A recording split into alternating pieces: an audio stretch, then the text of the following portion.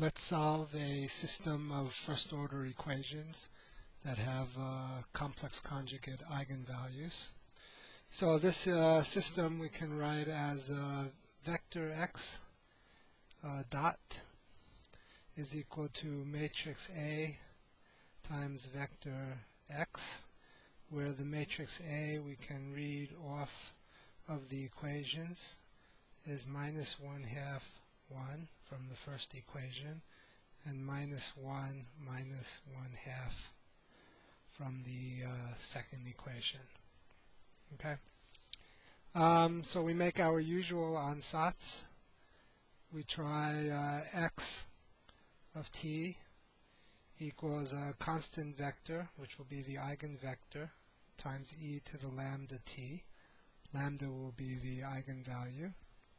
When we substitute it in, we obtain AV equals lambda v, our eigenvalue problem, which we solve by writing determinant of A minus lambda I equal to 0. This is a quadratic equation with this form of A.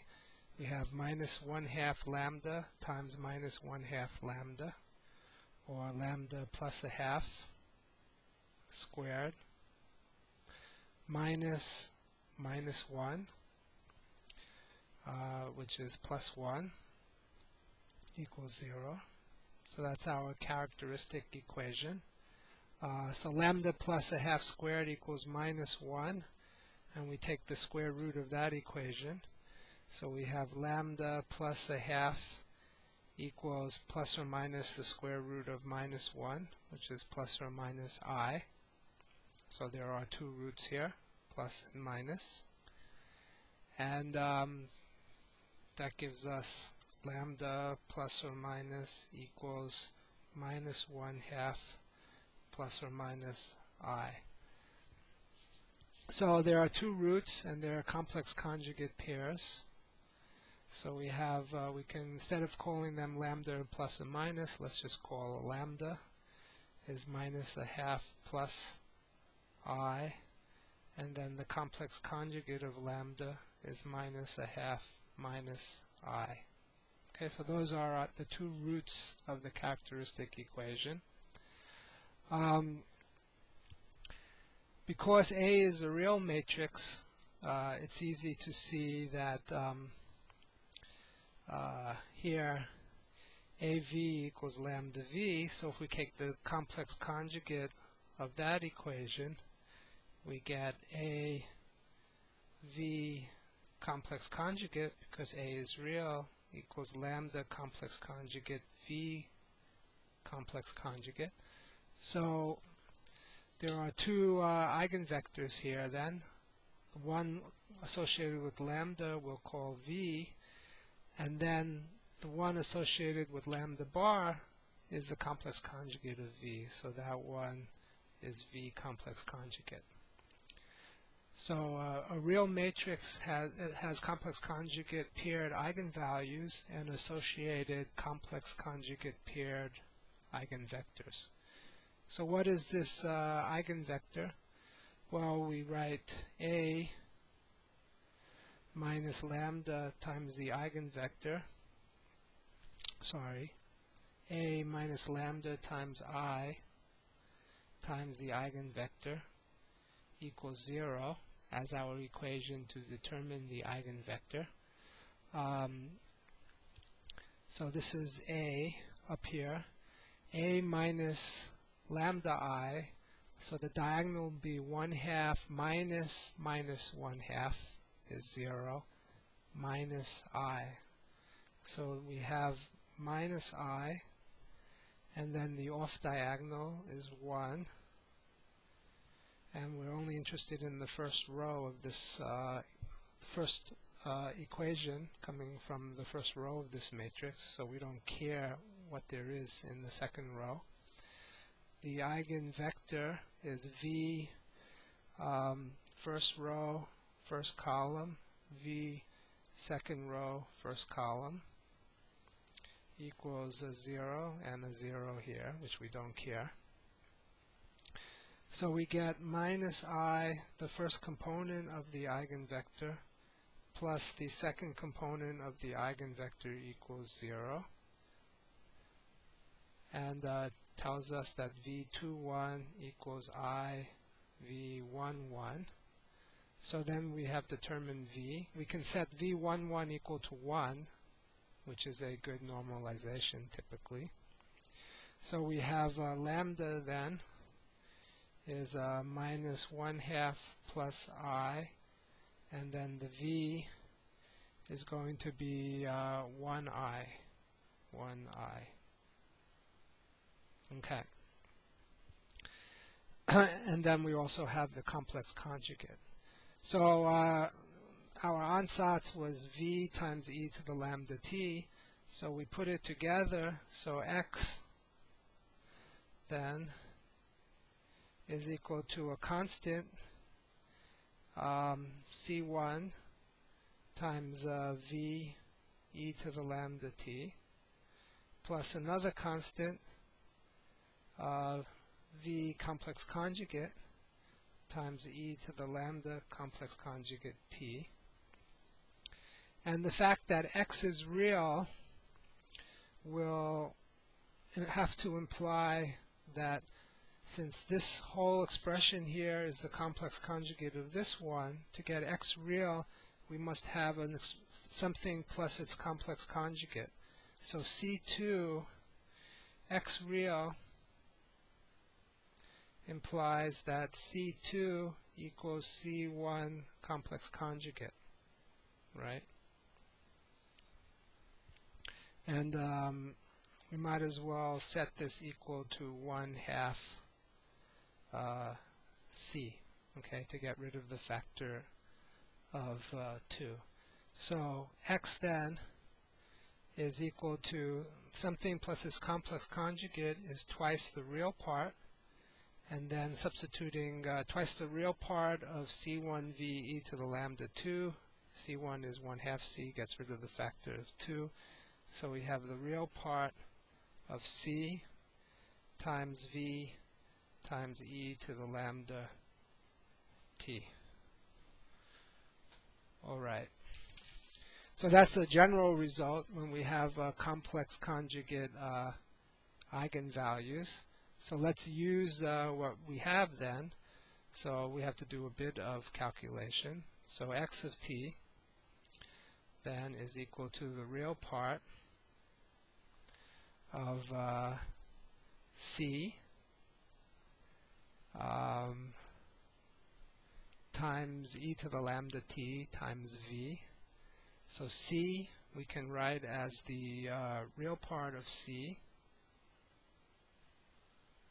plus I times the imaginary part of c. E to the lambda t, lambda is e to the minus 1/2. Lambda is minus 1/2 plus I. So e to the lambda t has a e to the minus 1/2 t. It has a e to the it, which I will expand as cosine t plus I sine t. And then we have a v. So v then is our vector 1I. Okay? So let's move this out of the way. The e to the minus 1/2 t is just real. So this is e to the minus 1/2 t. And then we are doing the real part of the real part of c plus I times the imaginary part of c. E to the it is cosine t plus I sine t, and our vector 1I, right? Because this is a vector equation. X is a vector, x1, x2. So now we just need to pull out the real parts and the imaginary parts.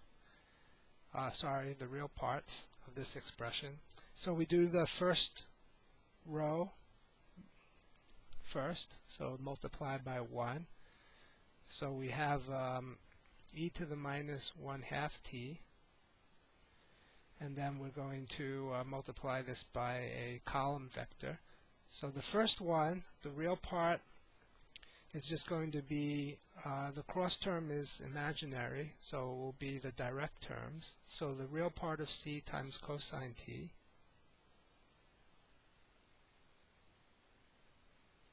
and then I times I is minus, so minus the imaginary part of c times sine t. Okay, and that's the first row of this matrix column of this column vector. The second row multiplies by I, so then the direct terms are imaginary, and it's the cross terms that become real. So we have the real part of c times sine t times I squared. So minus the real part of c minus from the I squared times sine t. And then we have I, imaginary part of c cosine t times I, will be minus the imaginary part of c times cosine t. Okay? We're free to call the real part of c anything and the imaginary part of c anything. So you can call c a plus ib, but here, because there's a minus minus, I like to get rid of that minus sign. So I call c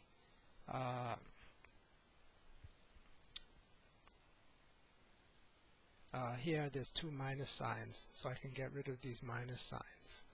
So I call c equals a minus ib, but it doesn't really matter. You can call c anything you like, or just leave it in this expression. So if we do that, then we can read the first row, which will be x1 of t. That's e to the minus 1/2 t times, real part of c is a cosine t. The imaginary part of c is minus b, so that would be a plus b sine t. And then the second component, x2, is the second row here, is e to the minus 1/2 t times minus a sine t plus b cosine t. And that is our solution then for x. It's interesting to draw the phase space diagram. It will be a spiral. It can be one of two types of spirals, right? So if this is x1, x2, x1, x2, it's something that spirals into the origin. It can spiral into the origin this way, or it could spiral into the origin this way. So the question then is, which way does it spiral in? You can figure that out if you compute the cross product x cross x dot, and the third component of this cross product is related to the angular momentum, and you can show that the sign of the third component